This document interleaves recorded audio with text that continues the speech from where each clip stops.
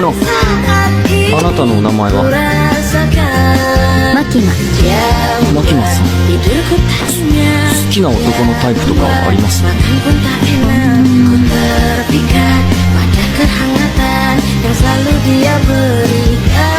ンジ君みたいな人。デンジ君？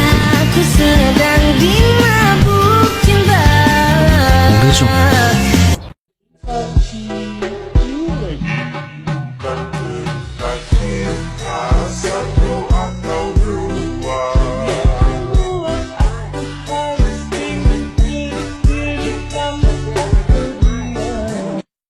Kita jadi tak segairah kamu mendayu kehadiranmu.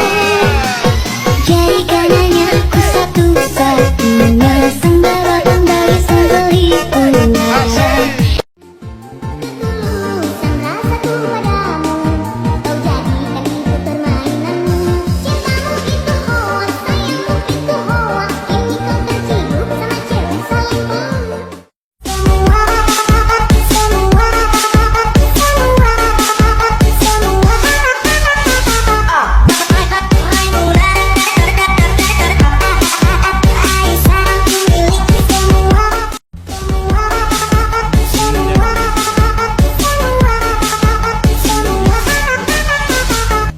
俺だけの命じゃなかった。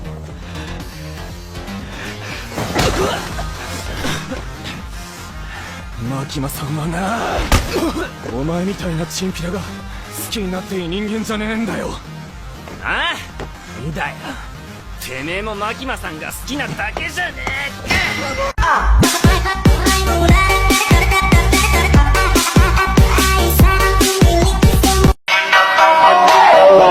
Lagi saja, coba kalau lagi susah, mereka semua menggila.